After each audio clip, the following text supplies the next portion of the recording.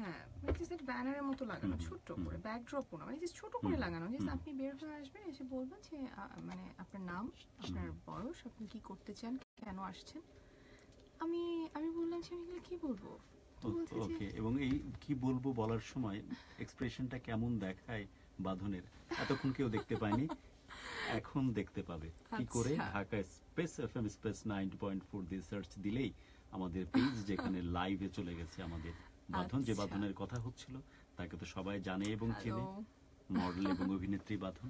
তাকে সরাসরি আমরা লাইভে ক্যাপচার করছি আমাদের ক্লেমন ভালোবাসার বাংলাদেশের স্টুডিওতে, স্ক্রিনিং এর কথা। আমাকে বলছে যে এরকম বলতে হবে। আমি বললাম আমি কি বলবো, মানে যে বলো কেন আসছো। তো আমি এসে বললাম আমার নাম এটা এবং আমি আসছি হুমায়ুন আহমেদ স্যারের সাথে দেখা করতে। তো বলে আরে এটা বললে হবে না, তুমি বলেছি তুমি একটা কিছু স্বপ্ন নিয়ে আসছো। আমার এটাই স্বপ্ন। তো বলছে এটা তো স্বপ্ন হতে পারে না। তো আমি বলছি আরে বাবা স্বপ্ন, আমি যেটা সত্যি সেটাই তো বলবো, আপনি বুঝতে পারছেন না ব্যাপারটা। তো বলছে যে বোঝা না বোঝা এরকম না, তুমি জাস্ট কিছু একটা বলো। আমি বললাম যে দেখেন আমি যেটা সত্যি আমি সেটাই বলবো, আমি এটাই করতে আসছি। আপনি যদি এখন এটা রাখেন রাখেন, আমি কেন আপনাকে এখন মিথ্যা বলবো। আপনি কি মিথ্যা মানে এটা কেন আমি বলবো বলেন, আমি এটা আর কিছুর জন্য আসি নাই। আরে বাবা এই মেয়ে তো মহা বিপদ। বলে যাও আচ্ছা আচ্ছা বলো, মানে ওরা হাল ছেড়ে দিছে যে এটা তো এখনই আউট হয়ে যাবে, কি বলতে আচ্ছা ঠিক আছে বলো, তুমি যা ইচ্ছা বলো। আমি বললাম যে এরকম আমি বিলবোর্ড দেখেছি, দেখে আমার মনে হয়েছে যে আমি স্যারের সাথে দেখা করবো, আমি হুমায়ুন আহমেদের সাথে দেখা করবো, হুমায়ুন আহমেদের সাথে, এবং এটাই আমার জীবনের লক্ষ্য। তো বলে টলে আমি চলে আসছি। Okay fine. তারপর আমাদেরকে ওইখানে গ্রুমিং করা হলো 2-3 দিন, 3 দিন করা হলো, এবং আমরা অনেক মানুষ ছিলাম। অনেক মানুষ থেকে আমাদের 84 জনকে নিবে। তো 84 জনকে নিবে, আমি তো জানি আমি বাদ, কারণ হচ্ছে মানে এখানে তো আসলে জানাজানির কিছু নাই। এটা ব্যাপারটা হচ্ছে যে অবভিয়াস, মানে এটাই জীবনে, এটাই সত্যি। মানে আচ্ছা ঠিক আছে আমি গিয়েছি, আমি সবাইকে চোখ টোক সাজিয়ে দিচ্ছি, আমি এবার খুব ভালো সাজাতে পারি। তখন আমি হয়তো বেস মেকআপ যেটাকে বলে সেটা পারতাম না, বাট আমি খুব ভালো চোখ করতে পারতাম, খুব সুন্দর করে আমি চোখ মানে আই মেকআপটা খুব ভালো পারতাম। সরি একটু মানে মনে কিছু নেওয়া যাবে না বাঁধন, একটা ক্লোজ ভিউ নিব আমি চোখের, কারণ আমি মিথ্যা বলি না। এটা আমার লিসেনার যারা আছে তারা জানে এটা। আমি বলেছিলাম কথা প্রসঙ্গে এমন চোখ যে চোখের দিকে হ্যাংলার মতো তাকিয়ে থাকতে মন চায়। আমি জানি যে সে মাইন্ড করবে বা হ্যাংলা ভাববে, আই ডোন্ট মাইন্ড, হ্যাংলা ভাবুক, বিনিময়ে একটু দেখি চোখটা, কারণ এই চোখটা নিজে বানায়নি। হ্যাঁ কাজলটা সে নিজে দিয়েছে, এই চোখ তো স্রষ্টা বানিয়েছেন, যে স্রষ্টার কাছে পৃথিবীর সবচেয়ে সুন্দর সৃষ্টির নাম মানুষ। সুন্দর করে কি বলতে পারে সেটা এক্স্যাক্টলি চোখটা দেখে অভিনয়ের ছলে বলতেছি ঠিকই, লোকেও ভাবতেছে ফান করতেছে, গুরুর মজা গুরুর মজা কিন্তু এটা যেই ফাঁকে সবকিছু দেখতেছি কিন্তু খুব মনোযোগ দিয়ে। আসলে আসলে চোখ দেখে চোখ স্থির হচ্ছে। আমি অনেক ইন্টারভিউ করেছি বাই দ্য ওয়ে, তোমাদের মিডিয়া জগতের লোক আমি না, আমি একটা কর্পোরেট হাউসে জব করি, বাট অলমোস্ট অনেক সবাইকে আমি কভার করেছি এখন পর্যন্ত যারা মিডিয়াতে আপ এন্ড রানিং। বহুদিন পর এমন সুন্দর চোখ দেখলাম, এবং অনেকেই দেখতে চাচ্ছে, কারণ আমার সবকিছু কিন্তু তোমাদের জন্য। তোমরা তো জানোই যে আমি কি পরিমাণ ভালোবাসি তোমাদেরকে। তোমরা অনেক ভালোবেসে আমাকে গুরু সম্বোধন করো, সব তোমাদের জন্য। তাই নাজরানা শুধুই তোমাদের জন্য, যেখানে চোখ স্থির হয়ে যায়।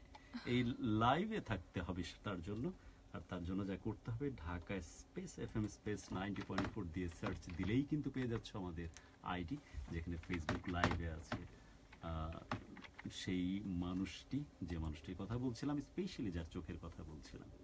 ওকে, তারপর আচ্ছা তো হয় না যে আমি দেখছি সব এরকম, আমি সবার চোখে আই মেকআপ করে দিচ্ছি। ওকে ফাইন, সবাই আমাদের সাথে এরকম হয় না, আপনার সাথে হয়েছিল, কারণ সাধারণত ও চাইবে যে আরেকজন কেন খারাপ দেখায়। এই যে এইটাই আমি বলছি। তো এখন একটা মেয়ে খুলনা থেকে আসছে, তো ডিভিশনটা আলাদা, আমরা ঢাকা ডিভিশনের ও খুলনা ডিভিশনের। তো এখন ও আমার কাছ থেকে আই মেকআপ করছে, তো ওর একটা ফ্রেন্ড ওকে ডেকে নিয়ে গেছে, একটু শুনে যেত। তো বলছে যে আসছে, ঠিক আছে আমি আসছি। তো ওকে বলছে যে আচ্ছা তুই যে ওর কাছে করতেছিস, তুই কি ছাগল, তুই কাছে কেন করতেছিস, ও তো এখন তো পচা করে সাজাবে, তুই ব্যাপারটা বুঝতেছিস না, মানে তুই ছাগল, তুই যা মেকআপ আর্টিস্ট যারা আছে ওদের কাছে সাজ। বলে না তুই দেখছিস ওর চোখটা কি সুন্দর করে করে আসছে। বলে ও তোরটা অবশ্যই উঠছে, ওর মতো তো করবেই না, এমন করবে যাতে তোকে ভূতের মতো লাগে। তো বলছে না আমি দেখ ভালো তো হয়েছে। বলে কি আমি বলতেছি তুই দেখিস, আজকে তোর মানে যদি তুই বাদ হস তাহলে এই বিয়ের জন্যই হবে। তো ও খুব বিশ্বাস নিয়ে আমার কাছে আসছে, এবং বিশ্বাস করেন আমার থেকে ওর চোখটা ভালো হয়েছে, বিশ্বাস করছি। তো ও না মানে যখন আমি ওর আই মেকআপ কমপ্লিট করেছি, ও জাস্ট আমাকে একটা হাগ দিয়ে দিয়েছে, বলে যে তুমি এত ভালো মেকআপ করো, আই মেকআপ। হ্যাঁ, আমার এই যে আমার ভালো লাগে, আমার মেকআপটা আমার ভালো লাগা থেকে করি। এবং আমার তো ভাই ওদের সাথে কম্পিটিশন তো অনেক দূরে থাক, মানে আমি হচ্ছে এখন ওদের ভলেন্টিয়ার সার্ভিস দিচ্ছি আর কি, যে আরে আচ্ছা তোমার এটা লাগবে করে দিই, কারণ আমি তো চলেই যাবো, ওকে মানে ঠিক আছে, খাওয়া দাওয়া করতেছি, ঘুরতেছি ফিরতেছি। তো এরকম আমাদেরকে বিভিন্ন রকম গ্রুমিং দিচ্ছে। তো একটা ছিল ক্যাটওয়াক করতে হবে। তো আমি গিয়েছি হচ্ছে একটা বিশাল ওড়না পরে এরকম এখান থেকে এই পর্যন্ত, এবং আমি মানে আমাকে বলছে যে তুমি এরকম এখান থেকে এখানে হেঁটে আসো এবং এভাবে হেঁটে আসো। আমি পারছি না, আমাকে বলছে তুমি মানে কি মানে যে আমাদের কস্টিউম কি সিস্টার ম্যাটেরিয়াল টাইপ, মানে নায়িকা হিরোইন ম্যাটেরিয়াল না? আমি তো জাস্ট সালোয়ার কামিজ পরেছি। বিবিয়ানা তখন খুব এখনো খুব ভালো একটা বুটিক, আমি বিবিয়ানার একটা আমার মনে আছে একটা ম্যাজেন্টা কালার আর ইয়েলো কালার কম্বিনেশনে কামিজ পরেছিলাম, অ্যাপ্লিকের কাজ করা।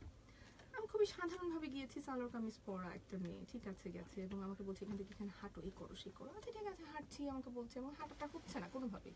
এবং আমাদের ওখানে একজন মানে গ্রুমিং করাতেন একজন দাদা ছিলেন, তুপা আপু, আর একটা দাদা ছিলেন জিয়া দাদা। তো উনি না জাস্ট আমার দিকে তাকিয়ে হতাশ, কারণ আমি না সবসময় আমি বলি মানে হতাশটা কেন, এটা একটা প্রশ্ন। হতাশ কারণ উনি হচ্ছে ভীষণ ফিট, এবং ওখানে যে মেয়েরা গেছে মোটামুটি সবাই খুব ফিট, আর আমি হচ্ছে খুবই হেলদি, মানে হয় না যে নাদুস নুদুস কুল্লু গাল্লা টাইপ। ঠিক আছে, স্কিনটা ভালো, দেখতে ভালো, কিন্তু মানে আমি একদম স্কিনি না, মানে মডেল টাইপ না, যে হয় না যে দেখেই একদম মনে হবে ও কি সুন্দর, ঠিক আছে, মনে হবে একটা সুইট মেয়ে। উনি হতাশ, উনি বলছে যে স্টার ম্যাটেরিয়াল টাইপ কিছু না, না বলছে যে ঠিক আছে হাঁটো, মানে উনি ছেড়ে দিল। কি রে ভাই, এটা তো আমি খুবই ডিসহার্টেড হলাম। আমি বলছি না, কেন আমি এটা পারি না, এটা কিন্তু আমার দোষ না, আমি এটা কখনো শিখি না, আপনি শিখায় দেন, আমি পারবো দেখেন। আর বলছে আমি আবার তাকে বলছি শুনেন বেশি পেরে লাভ নাই, কারণ আমি তো এই রাউন্ডের পরে বাদ হয়ে যাচ্ছি, ঠিক আছে আমি এটা শিখে রাখলাম, বাট এটা এরকম করার কিছু নাই। আমি আবার তাকে এটা আবার বুঝাচ্ছি, মানে হয় না যে তাকেই আমি আবার খুব জ্ঞান দিচ্ছি। তো সে খুবই মহাবিরক্ত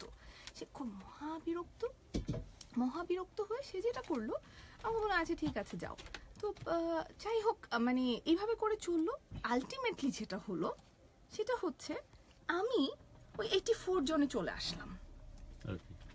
এবং একটা মজার ঘটনা আছে, আমাকে একটা প্রশ্ন করা হয়েছিল তখন, আমাদের যা ছিলেন সুবর্ণা মোস্তফা, তারিকা নাম খান, আলমগীর স্যার।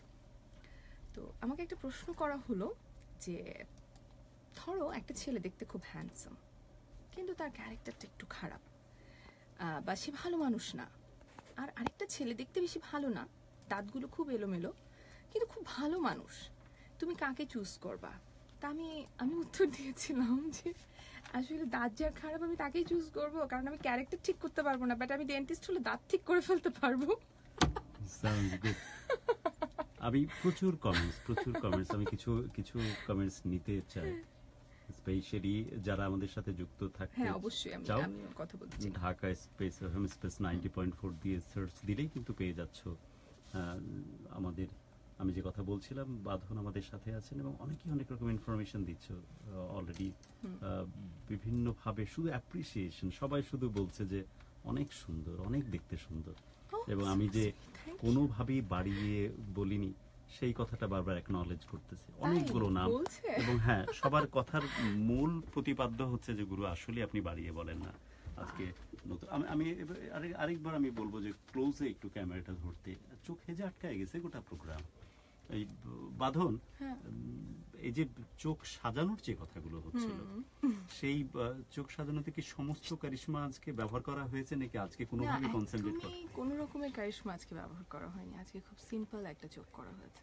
ওকে, সো আমরা এই চোখে আটকে থাকলাম, তার আগে একটু তাসমিয়ার কাছ থেকে ঘুরে আসি। একদম, তাসমিয়া অস্থির হয়ে আছে। একেবারে তাই তো গুরু, আমরা মনে হয় আমাদের এখন একটা নতুন একটা আওয়ার চলে এসেছে, আমরা দেখতে পাচ্ছি স্টেশনের ঘড়িতে ঠিক 12টা বেজে 59 মিনিট।